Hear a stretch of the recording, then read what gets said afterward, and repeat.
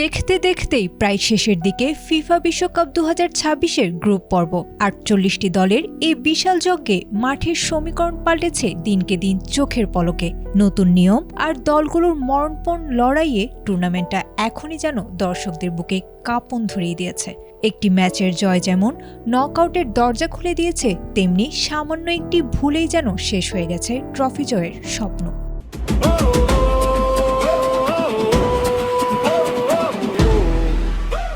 বিশ্বকাপের পরিধি বাড়ায় এবারই প্রথম দেখা যাবে 32 দলের নকআউট পর্ব। গোল ব্যবধানের চেয়ে পারস্পরিক লড়াইকে প্রাধান্য দেওয়ার নতুন ফিফা নিয়মে গ্রুপ পর্বের অর্ধেক ম্যাচ শেষেই চূড়ান্ত হয়ে গেছে অনেক ভাগ্য। সবচেয়ে বড় ধামাকাটা দেখিয়েছেন বর্তমান বিশ্ব চ্যাম্পিয়ন লিওনেল মেসি। অস্ট্রিয়ার বিপক্ষে জোড়া গোল করে বিশ্বকাপে নিজের মোট গোল সংখ্যা 18তে নিয়ে গেছেন এই আর্জেন্টাইন জাদুকর। বনে গেছেন বিশ্বমঞ্চের সর্বকালের সর্বোচ্চ গোলদাতা। মেসির এই রেকর্ড গড়ার রাতে গ্রুপ জে থেকে সবার আগে শেষ 32 নিশ্চিত করেছে আলবিসেলেস্তেরা। মেসির সঙ্গী হয়ে নকআউটের টিকিট কেটেছে দুই সহ আয়োজক মেক্সিকো ও যুক্তরাষ্ট্র। গত দুই আসরে ব্যর্থতা ভুলে দুর্দান্তভাবে ঘুরে দাঁড়িয়েছে জার্মানিও। টানা 2 জয়ে তারা এখন দ্বিতীয় রাউন্ডে।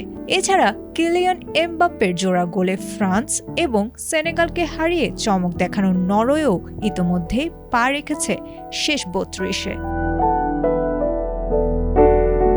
তবে মুদ্রার ও পিঠে রয়েছে বেদনার গল্প। নতুন নিয়মের মার পেয়েছে এক ম্যাচ বাকি থাকতেই বিশ্বকাপ থেকে চোখের জলে বিদায় নিয়েছে হাইতি, তুরস্ক, তিউনিসিয়া, জর্ডান এবং পানামা।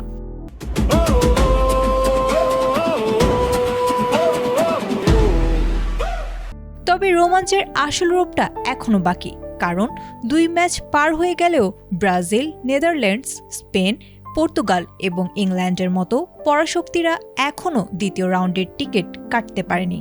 মহাগুরুত্বপূর্ণ তৃতীয় ম্যাচে এসে তাই অগ্নি পরীক্ষা দিতে হবে এই ফুটবল জায়ান্টদের। আয়েশা আক্তার, এটিএন বাংলা।